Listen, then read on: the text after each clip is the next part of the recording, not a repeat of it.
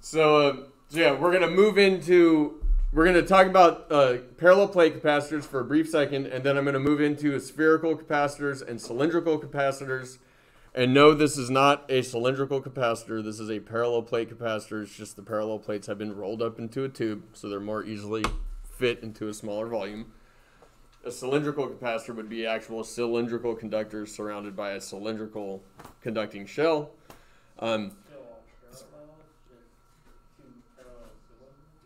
Yes, but as you'll see, it's yes, kind of. Same with the spherical one too. They're not practical. Even if they were useful, they're not practical to build, and really you'd have to have, you know, a positive electrode connected to one with a negative to another one, and how do you get that to actually be done? It's just not. It's much easier to use parallel plates, and parallel plate capacitors are much easier to actually design so that they have the desired effect. But the reason that you want to know how to deal with a spherical capacitor and a cylindrical capacitor is not only will it be likely to be assessed on the AP exam itself, but it also ties together everything that we've done so far in E&M. It's going to tie together electric fields and Gauss's law and electric potentials and now capacitance. Okay, nice and neatly. We've already done that with parallel plate capacitors, but because the electric field is constant within a parallel plate capacitor, for the most part, it's a lot easier. So the mathematics of parallel plate capacitors are actually a lot easier too, because the electric field does not vary, you know, between the plates, as long as the area of the plates is significantly larger than the distance separating the plates. But for the whole story, for a parallel plate capacitor, if I want to know the capacitance of a parallel plate capacitor with no insulator stuck in between, because real capacitors have insulators stuck in between for reasons that we'll learn about. It's the same reason that you want resistors in circuits, so you can control the amount of current in an electric circuit. Well, you can control things like the storage capacity, the charge on the plates, the electric field between. You can control that by putting in an insulator between the plates, but that'll come after our lab tomorrow. So if I want to know the capacitance, we have an equation for that. It's charge divided by potential difference. And remember, we just called charge Q the charge on the positive plate. Capacitance, even if delta V is negative. And just so you know, if delta V is negative, then if you just do the integral in the opposite direction, it's now positive, right? Because it's final minus initial. The potential here is smaller than the potential here. So if I call this plate B and this plate A, VB minus VA is negative. But VA minus VB is positive, right? Higher minus lower, or a higher number minus a lower number gives a positive. A lower number minus a higher number is a negative. So delta V can be positive or negative depending on which way you do the integral. So really when we're talking about capacitance, stop it. Let me silence my phone real quick. I'm sorry.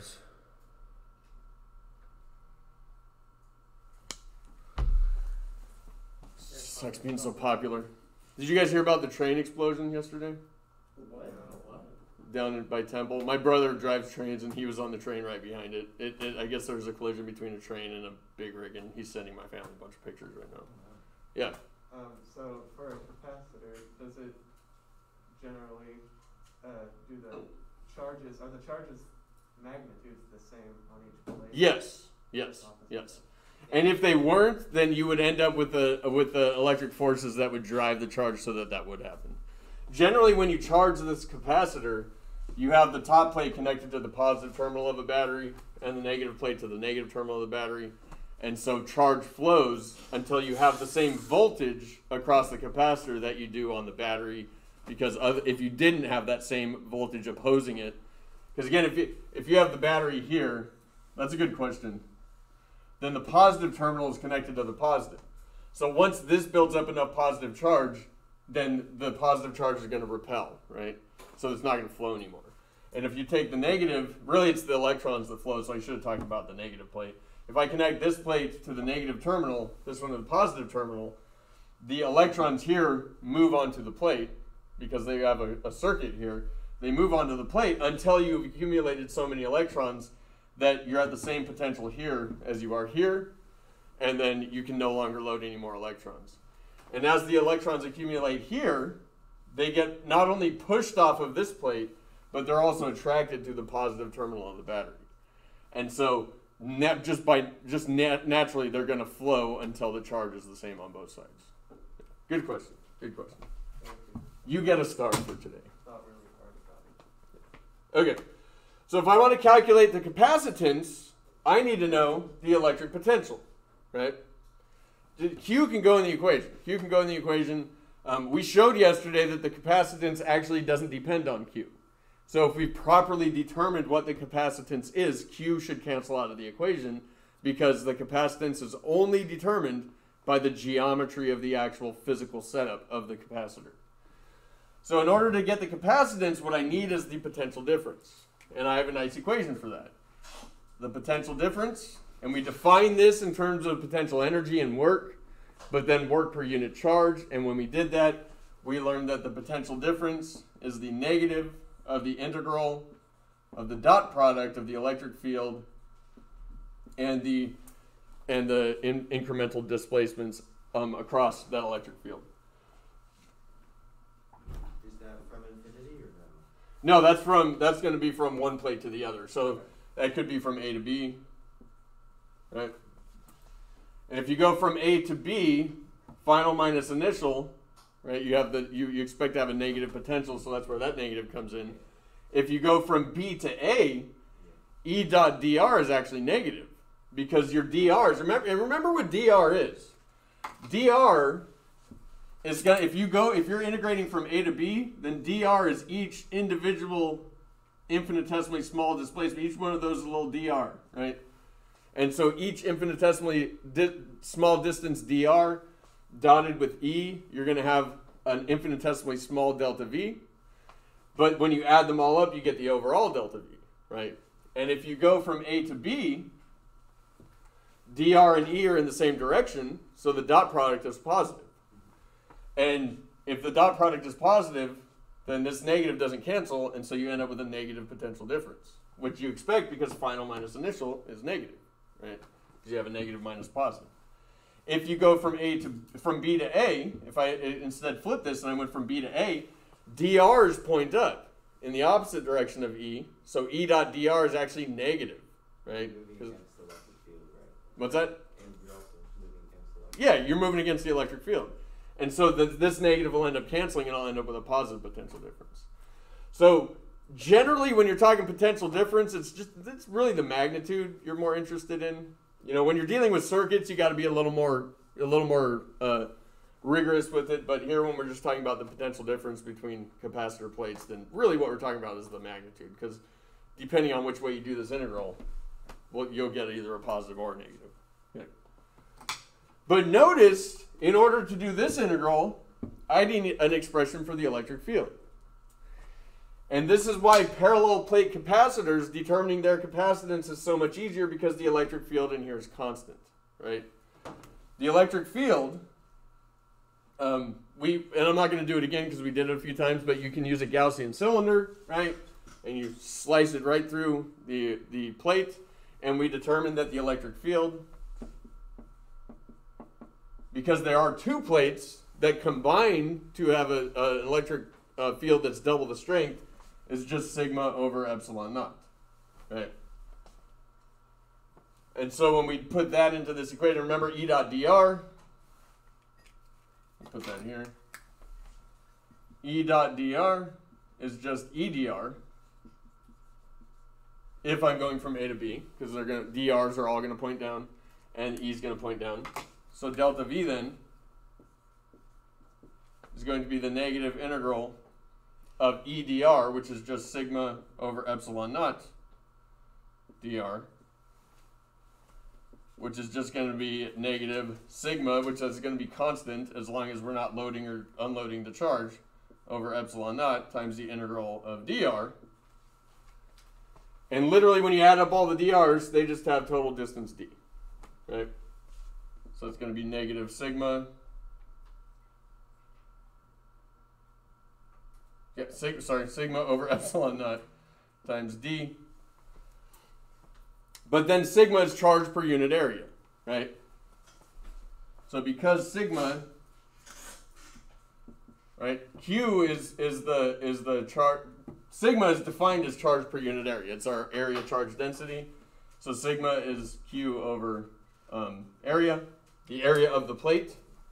So I can plug that in for sigma here. So I have negative QD over the area of the plate times epsilon naught. We did this yesterday. I'm just kind of refreshing and tying it together with, our electric field equation that we got from Gauss's law, and then our potential difference equation.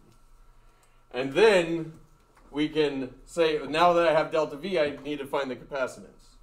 So the capacitance, not epsilon, the capacitance is the charge Q divided by the delta V, which is this. And if I want to know really I'm just dealing with the magnitude of delta V, because capacitance by definition is always positive. So if I just want the magnitude of delta V, I can forget about the negatives here. Yay. And if I divide Q by this, then I just multiply Q by the reciprocal of that, right? I just flip the guy and multiply. So I'm going to multiply that by A epsilon naught over Q times D. And again, like we saw yesterday, the charge cancels.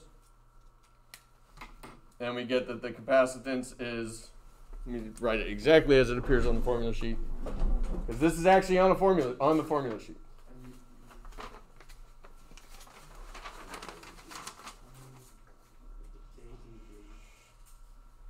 Epsilon naught times the area over the distance. So that's the capacitance of a parallel plate capacitor.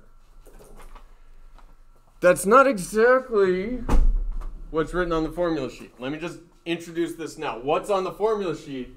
C is a kind of a strange looking K, which is called kappa. That's the Greek letter kappa, K-A-P-P-A, times epsilon naught area over D.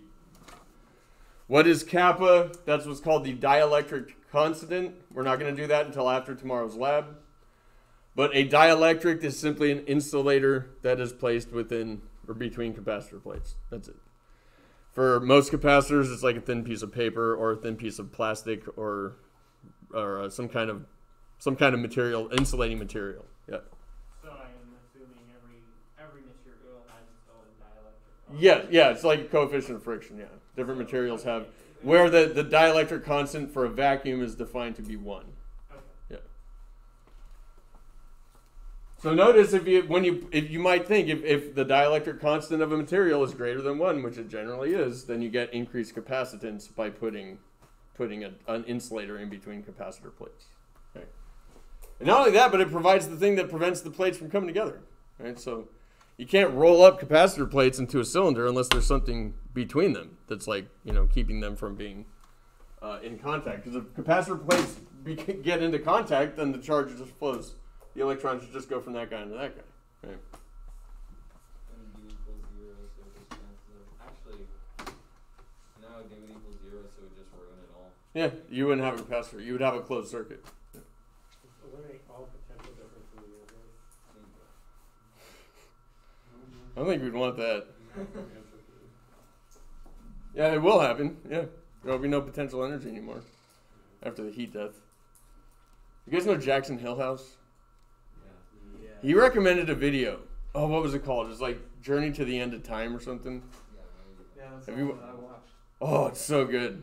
So good. By the end of the video, because it fast forwards time, but exponentially. So like each like 2 seconds or something, it doubles the rate at which time passes. So within like 4 minutes of the video, like all the protons in the universe have all decayed. And yet it's still got like 25 minutes left until like the real heat death of the universe. It's like uncountable numbers of trillions of trillions of trillions of trillions of years from now. It's a good video. I recommend it. It might skeeve you out a little bit. My wife didn't like it, but I loved it. It's one of my favorites. I got like 10 videos in my favorites folder, and that one went in there. Anyway, stop changing the subject, Calvin. Stop it. Okay. So let's talk about a spherical capacitor, where we have a sphere, a conducting sphere, Could be solid, could be a conducting shell, it doesn't matter, because all the charge is going to get pulled to the surface. And then I surround it with a conducting shell.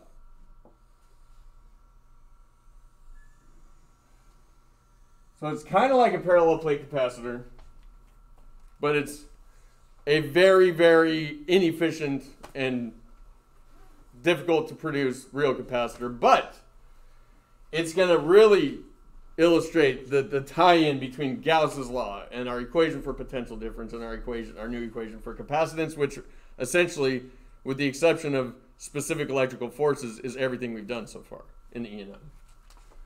So, what we will have to assume that the charge on the inner surface, I don't know if this would be I think it would be a relatively correct assumption, but we're going to assume that you have the same charge on the inner sphere as you do on the outer shell.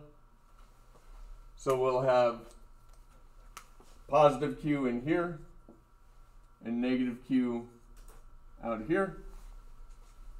So it's just like a capacitor plate. And again, even if this guy's solid, the charge separates until it's evenly distributed on the surface. And then we want to know what the capacitance of this particular capacitor is. And what we're going to do is exactly what we did here. We're going to write the equation for capacitance. And we're going to say, well, I need to know the potential difference between the plates. So I need to use this equation to find the potential difference between the plates. But in order to use that equation for the potential difference, I need to know what the electric field is. And note, the electric field here does vary, right? The electric field here does not vary. The electric field here, by Gauss's law, most definitely does vary. And so we got to be a little more careful. This is why this is good at illustrating the underlying physics at a theoretical level, but is not practical. This, very practical, but if we already know this, and we're so ingrained, and you should be at some point, hopefully soon, if not already, to know that the electric field between capacitor plates is sigma over epsilon naught, right? If you already know that, then you're not really getting into the nitty-gritty. So that's why these are good demonstration or good theoretical teaching capacitors, but they're not good at actual. It's really ridiculous to even try to build one, right? That would be useful. Just build one of these. Much easier to control. Okay.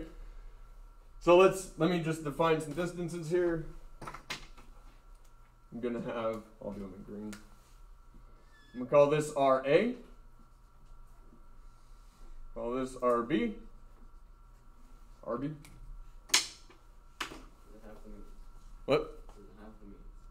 Huh? Yeah. Sorry.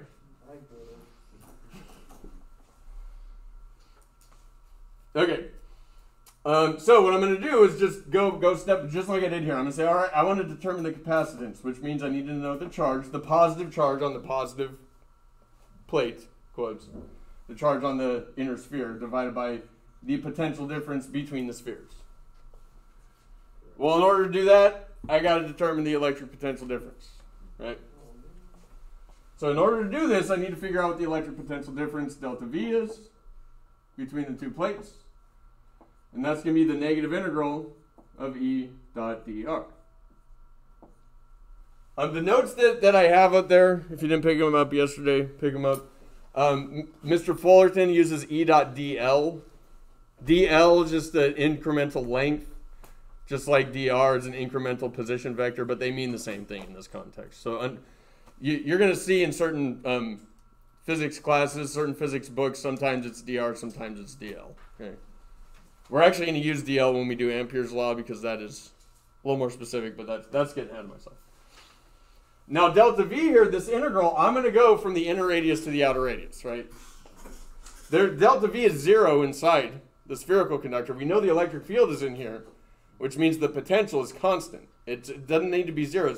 It's not going to be 0, but it is constant, so delta V is 0 inside of the conductor, the spherical conductor. Delta V is definitely not 0 between these 2 points, though. Okay. So I'm going to integrate from RA to RB.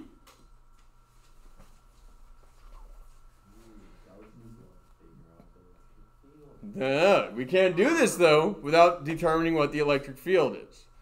And not the electric field, but an expression for the electric field, Right? Here we know what the electric field is. It's a constant sigma over epsilon naught.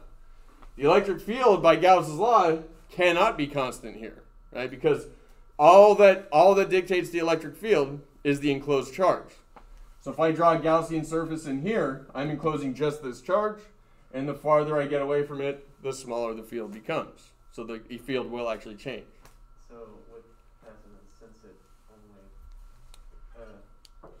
it can be positive, it would not be practical to get rid of the negative and flip the limits. Oh, you could. Yeah, you could. You could. But I like integrating, like if you want to do that, that's fine. Yeah. In fact, in Professor Lewin's video where he introduces delta V, he has very strong opinions about that negative right there. And he kind of says, I don't know why they do it like that. They just drop the negative and flip the limits, like. It's like the Oxford comma. Like the what? Like the Oxford comma for physics. What's that? Like the comma. It's like whether you put it like socks, shoes, comma, and underwear. Do people not use that anymore? I don't know. What? It's Okay. controversial when people get. Do you guys use it? Yeah, it's like the proper way. Okay, because I use it and I want to make sure I'm still doing it right. Yeah, they're doing it the hip and cool way. Yeah. I want to make sure I'm hip and cool like you guys. Well, it's confusing if you don't. Yeah, I feel like it's weird if you read it and you don't. Okay. All right. So again, we got to know what the electric field is. We need to know the expression for the electric field, and to do that, we do Gauss's law. And it's been a while, so here, I'll do it in red. Make it pop. Here's my Gaussian surface. Remember, it is a sphere. This is 3 dimensions here. And just in case we forgot, when we integrate, we have the area vector, dA, right? And that exists we have an infinite number of infinitesimally small area vectors that cover this entire sphere, this entire Gaussian sphere. And through each area vector dA, we have an electric field E. Right? And that electric field, if I didn't draw my Gaussian surface concentrically around the spherical conductor in the middle, then that electric field would not be constant, and it would be a much more difficult problem. But because I've drawn this nice and symmetrically, that electric field is going to be the same through every single dA. I know we went over that extensively, but I just want to remind you because we haven't seen Gauss's law in a while. So, to get the electric field, I use Gauss's law. And I'll just define the radius of my Gaussian sphere as r. And so the integral by Gauss's law, the closed surface integral over my Gaussian surface of E dot dA will equal the enclosed charge divided by epsilon naught. And because I've drawn my Gaussian surface so well, because I'm so good at it, I know that E dot dA is just E dA, cosine of the angle between them. They're parallel, cosine of the angle between them is 1. E dot dA, the dot product of two vectors is a scalar. It's simply E times dA. And again, because I've drawn my Gaussian surface so well, that electric field is constant, so it comes out of the integral. So E dot dA becomes E dA, and then I can bring the electric field out of the integral. So the electric field times the closed surface integral over all the dAs is going to be the enclosed charge. Well, what's the enclosed charge? It's just Q. It's just positive Q divided by epsilon naught. And what happens when I add up all the area vectors for a Gaussian sphere? You get the area of a sphere. Again, doing this when it's not for an open surface, right, that's like wavy or something, that's really difficult. And you'll learn how to do that in vector calculus in college. In this class, all you got to know is that when you do this integral, you get the area of a sphere, right? So you get that the electric field times the area of a sphere, which is 4 pi r squared, is going to equal charge on the spherical conductor in the center, Q, divided by epsilon naught. And then you divide by 4 pi r squared. And you get the electric field is equal to 1 over, if you want to write it like this, 1 over 4 pi epsilon naught, or Coulomb's constant K, times Q over R squared. Which we should have memorized, which is actually kind of on the formula sheet because you have Coulomb's law and then you have the electric field is electric force divided by small charge Q, which is literally just this. Because force, 1 over 4 pi epsilon naught times Q over R squared. The electric field is force per unit charge. So if you divide the force by charge, you get electric field. And then you've got to divide Q1, Q2 over R squared by Q2. Then you just get this single Q. But you can use Gauss's law to prove that. And then, now that we have the expression for the electric field, we can go up here and do this integral. But realize that E dot dr here, and again, if I'm going from RA to RB, I'm integrating just all my incremental lengths or position vectors or displacement vectors from the surface here to the surface here, and they are all in line with the electric field. So E dot dr, just like E dot dA, or similar to why E dot dA is just EDA here, E dot dr will be EDR up here.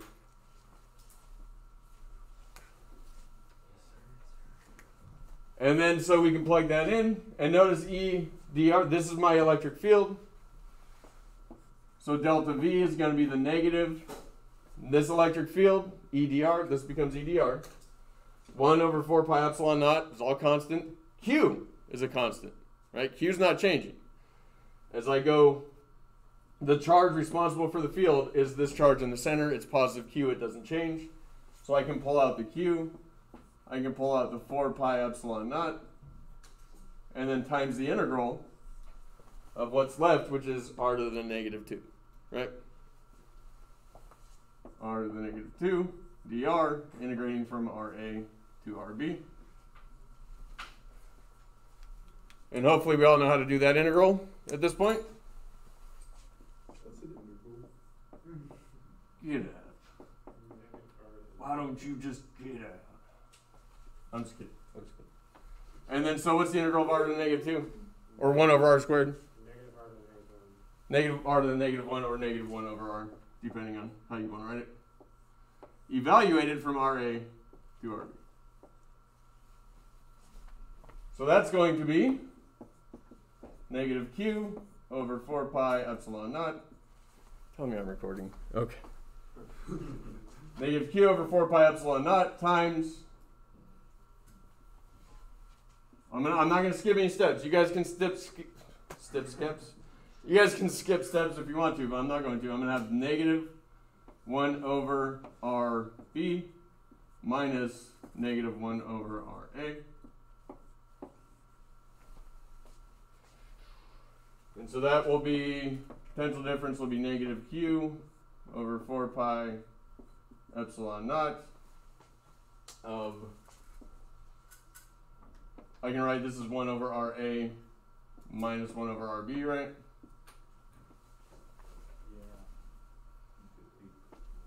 And just looking ahead a little bit, I know that I'm going to be dividing Q by my result here. So I don't want this kind of a fraction going on if I'm going to be dividing something else by this. I want this written as a single fraction so I can just flip the guy and multiply, right? So I'm going to write this as a single fraction. That's going to be negative Q over 4 pi epsilon naught times, I'll have RA, RB in the denominator, and what would then go in the numerator? RB minus RA. Make sure you put that in parentheses. All right. And remember, RB is larger than RA, correct? So this number will be negative. Delta V will be negative. Right? And I expect that because the potential here is smaller than the potential here. So RB minus, or the voltage here, the potential here minus the potential there should be negative. And so that negative, it stays put. It doesn't get canceled out, so our result is negative. However, when we're talking capacitance, it's defined as always being positive. So I could say the absolute value or the magnitude of my potential difference is that quantity there. Good. And again, only because I know that capacitance is always positive, right? And really, delta V is only negative if I integrate in this direction. If I integrate in the other direction, which you're free to do, there's nothing that says you can't, then you end up with a negative that will cancel. Because there you would have a positive potential difference. Okay.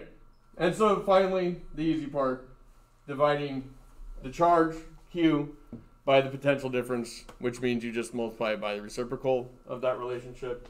So it's going to be Q times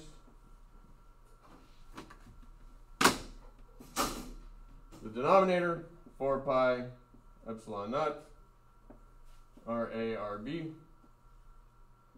over Q times RB minus RA. And what do we notice happens? Q cancels. So our capacitance for a spherical capacitor in this configuration would be 4 pi epsilon naught times the product of the radii divided by the difference between the radii.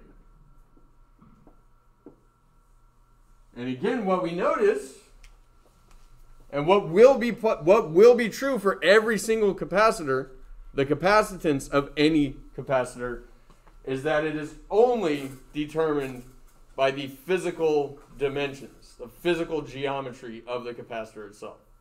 The only thing that determines the capacitance of this guy is the radius of the inner conducting sphere and the radius of the outer conducting shell.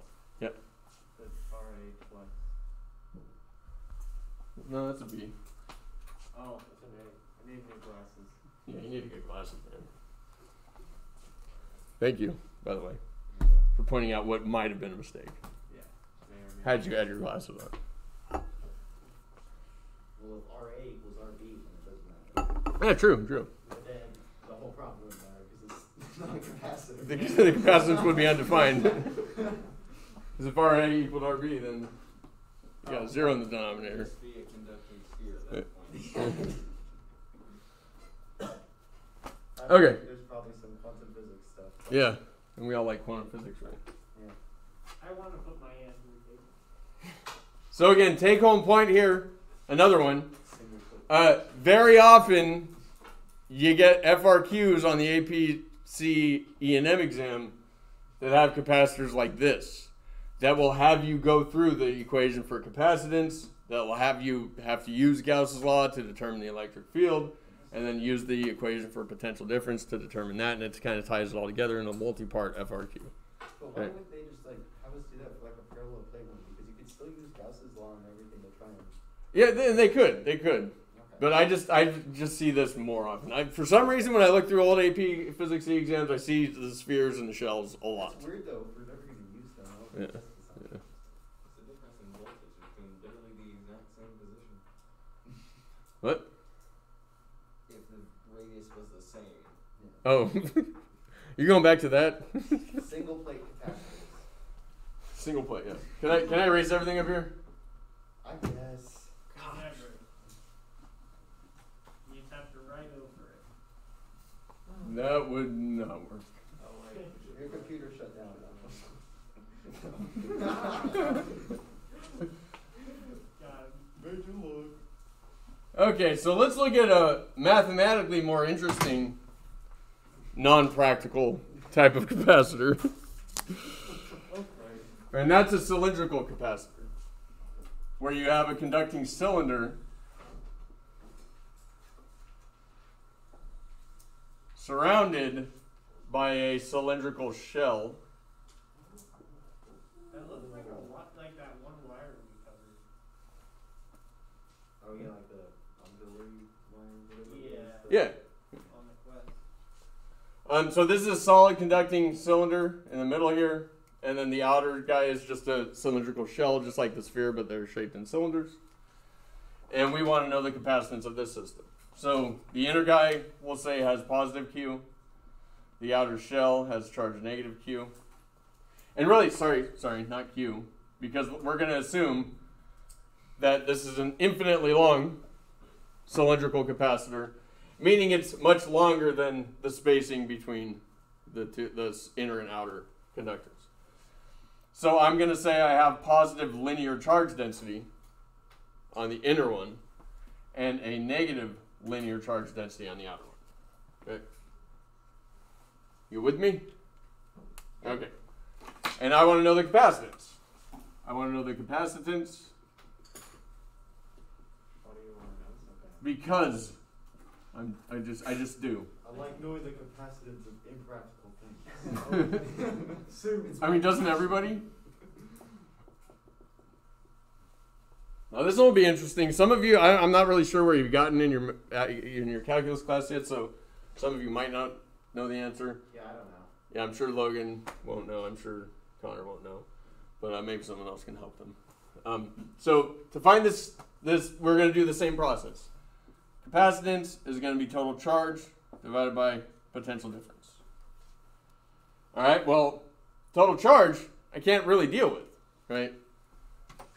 But I can note that linear charge density is charge per unit length. So I could say that Q is just lambda times L. So I will end up doing that, and why don't I just go ahead and do that now? My capacitance is going to be charge density times L divided by delta V, where delta V is the potential difference between the inner conductor and the outer conductor. All right, well, delta V, I know is going to be the negative integral. Sorry, I didn't draw my radii. So I'm going to call the inner radius RA, just like the last one. And the conducting shell radius RB. So that's going to be, and I'm going to go from the inner to the outer. So I'm going to integrate from RA to RB of E dot dr. That'll be my potential difference. Notice that the electric field will still, there are horizontal components, like within here, if I'm talking that the cylinder is along an axis, but the horizontal components of the fields always cancel, right? We learned that when we were using Gauss's law to analyze this stuff. And so really the electric field, when I do my integral, is going to go from the inner to the outer along the electric field lines. So that tells us that E dot dr, again, just simplifies to E dr cosine theta, where cosine theta is 1. So I'm just going to have that. That's going to be E dr. So the delta V is just going to be the negative integral from RA to RB of E dr. Is the electric field going to be constant in here? Nope. And if you remember, this is the electric field due to a linear charge distribution, because the outer conducting shell does not contribute to the electric field within it. So if you remembered that, you can use it. But if you didn't remember it, then you have to use Gauss's law, right? So I don't remember it, so let's use Gauss's law. So here's my Gaussian cylinder, which I'm going to enclose, because we're interested in the field between things, because of the potential differences between the things. So here's my Gaussian cylinder. And I'm just gonna pick a Gaussian cylinder with an arbitrary length L. And that same L here, right? My Gaussian cylinder is going to enclose a certain charge per unit length, similar to that. And so that's my Gaussian cylinder. And again, no flux through the end caps. No flux through the end caps because of the symmetry. We're assuming a very long conducting cylinder. And so when I use Gauss's law, my dAs are all going to point radially away from the inner cylinder. And the electric field lines are going to, because I'm so good at drawing my Gaussian surfaces, the electric field lines are all going to be parallel to dAs. So E dot dA, sorry, I need to jump ahead here. To get the electric field, I need to use Gauss's law again. Equals enclosed charge divided by epsilon naught. E dot dA is going to be E dA cosine theta cosine theta is 1. So E dot dA is just going to be EdA. Are we ever going to have one where the dot product's going to have an angle between? In this class? not in this class. Okay. When you do vector calculus and beyond, yes. Yeah. And when it gets crazy complicated, usually you just use computers. Yeah, you'll have to do that in vector calculus. I'm sure even this people just use computers. What's that? I'm sure even with this people probably just use computers. Probably, but not when they're taking the AP exam. Okay, and not when they're taking exams in college too, because this is the kind of stuff that they used to separate. You know, like maybe you shouldn't be an engineer, right? This is the class E&M, second semester calculus-based physics. That's the one that's the one where the professor's like, look to your right, look to your left. One of those people won't be here at the end of the semester. Like it's that kind of class. Which is why it's good that you're doing it here in high school. When I took this stuff in college, I was ripping my hair out. I was struggling so much. I wish I had had just a little bit of exposure in high school. Anyway, Q enclosed. How much charge is being enclosed by my Gaussian cylinder? Lambda L. Lambda L, yeah. Q enclosed is enclosing amount of charge lambda times L. Same thing as here. Right? Yeah. That sounds right to I me. think Logan's You sure? Uh, And then so the electric field is constant over my Gaussian surface. It comes out times the integral of all the dA's. That's going to equal lambda times L over epsilon naught. When I integrate the area of a cylinder that has flux going through it, negating the area of the end caps, because the end caps don't have flux going through them, I have a cylinder which I can unroll and have a length that's 2 pi r, the circumference of the circle, times the width, right? So that's going to be the electric field times 2 pi r. That's the circumference here times the width, which I've actually called length L here, times L, and that equals lambda L over epsilon naught. Conveniently, the L's cancel. And so we get the result that some of you might have remembered when we did this before, that the electric field is charge density, linear charge density over 2 pi epsilon naught times r. That's my electric field. I don't think we're going to finish this. We might.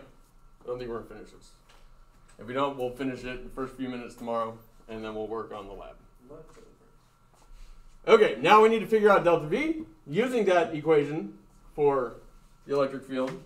So I need to go back to this guy.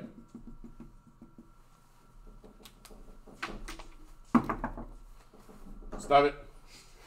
So delta V is going to be the negative integral from RA to RB of, I'll just write it out, lambda over 2 pi epsilon naught times r times dr. Pull out all the constants. We have a constant charge density. We're assuming that. That's not it, though. We have a constant charge density. 2 is typically a constant, as is pi, as is epsilon naught, times the integral from RA to RB of, and all I'm left with in here is dr over r. Natural mode. Have you guys learned that yet? Yep. Shh. You guys learned that yet? No, I'm not an Yes. Okay. So it turns out, because you can't use the power rule here, because if you have the integral of x to the negative 1 dx, and you try to use the power rule, you end up with x to the 0, which is fine, but then divided by 0, right? So interestingly enough, this is the natural log of x. Let's see. Did she prove that? Did she show you the proof of that? Probably. I don't know. Isn't that weird? It's Isn't that the logarithm base e? That's what you get when you do the integral of x to the negative 1 dx. That's insane. Yes, it was weird. It blew my mind when I saw it. So yeah, the answer to this, and we'll stop here and we'll finish it up tomorrow, is negative lambda over 2 pi epsilon naught. Actually, times the natural log of r. And here, technically, it's absolute value because it has to be positive. But r we know is positive, right? R is a radius of a cylinder, so we know it's positive, so it's fine.